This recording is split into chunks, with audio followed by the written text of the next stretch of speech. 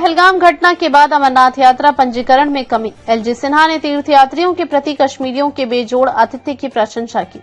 श्रीनगर 26 जून केएनटी उपराज्यपाल मनोज सिन्हा ने गुरुवार को 22 अप्रैल की पहलगाम घटना के बाद श्री अमरनाथ जी यात्रा पंजीकरण में उल्लेखनीय कमी को स्वीकार किया, लेकिन आने वाले दिनों में श्रद्धालुओं की संख्या में वृद्धि होने की उम्मीद जताई। श्रीनगर में एक प्रेस कॉन्फ्रेंस को संबोधित करते हुए उन्होंने यात्रा के सुचारू संचालन के लिए की जा रही व्यवस्थाओं और सावधानियों पर विस्तृत जानकारी साझा की। श्रीनगर में एलजी ने कहा, दुर्भाग्यपूर्ण घटना से पहले 2.36 लाख श्रद्धालुओं ने यात्रा के लिए पंजीकरण कराया था।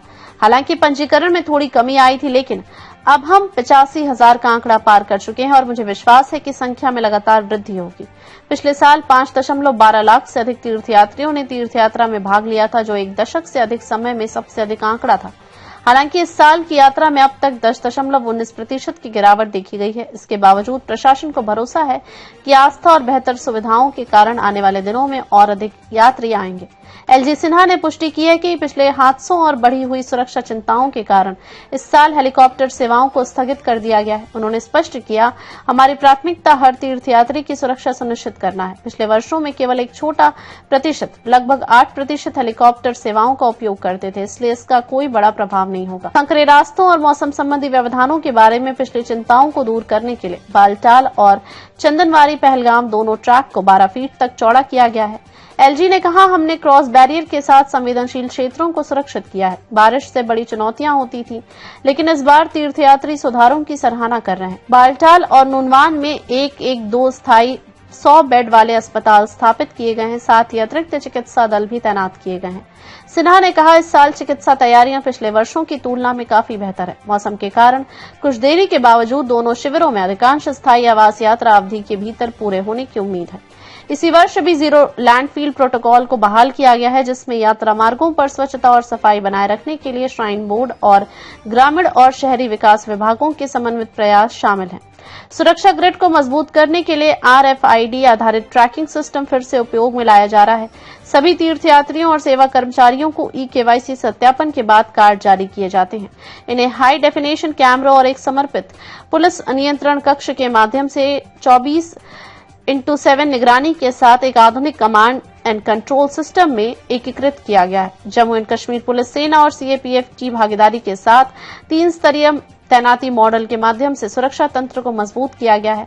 लखनपुर से जम्मू तक तीर्थयात्रियों के काफिले अब बेहतर तरीके से विनियमित हैं और नूनवान में एक नए फुटओवर ब्रिज ने बार बार जांच के कारण होने वाली देरी को खत्म कर दिया है। तीर्थयात्रियों के लिए बीमा कवर और आपातकालीन प्रतिक्रिया प्रोटोकॉल पहले से ही लागू है, जो किसी भी अप्रत्याशित परिस्थितियों के लिए त्वरित प्रतिक्रिया तंत्र सुनिश्चित करते हैं।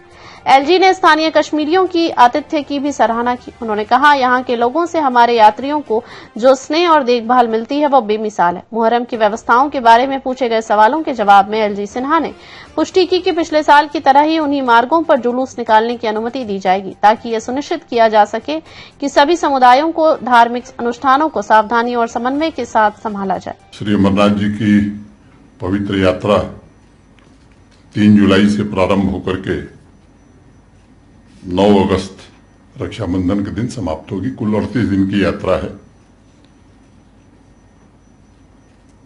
आप इस बात के भी गवाह हैं कि पिछले 3-4 वर्षों में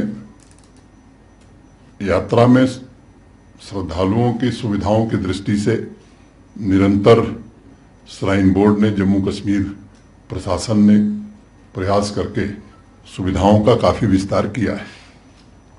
मोटे तौर पर आप में से अनेक लोग परिचित हैं कि दोनों जो रूट हमारे हैं वो बालटाल एक्सिस हो या चंदनवाड़ी पहलगाम एक्सिस हो, वो सड़क 4 फुट 5 फीट चौड़ी हुआ करती थी। कई वल्नरेबल स्पॉट्स थे।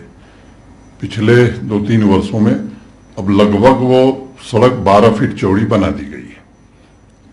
सुरक्षा की दृष्टि से भी जम्मू कश्मीर पुलिस, आर्मी और CAPF ने मिलकर के एक चाक चौबंद व्यवस्था सुरक्षा की दृष्टि से प्रारंभ से लेकर के और गुफा तक और सफल वापसी का किया है। आप सभी पत्रकार मित्रों का भी इस यात्रा में बड़ा सहयोग रहा है। आपके माध्यम से सभी श्रद्धालुओं से मैं ये आग्रह करना चाहता हूं कि हम व्यवस्था ऐसी कर रहे हैं कि सब लोग कन्वॉय के साथ ही आवें। ताकि वो सुरक्षित और सहूलियत से पहुंच सकते हैं। प्राइवेट गाड़ी से भी कोई आए तो उसका स्वागत है, लेकिन उनसे भी मेरा अनुरोध है कि कन्वॉय के साथ ही वो चलें।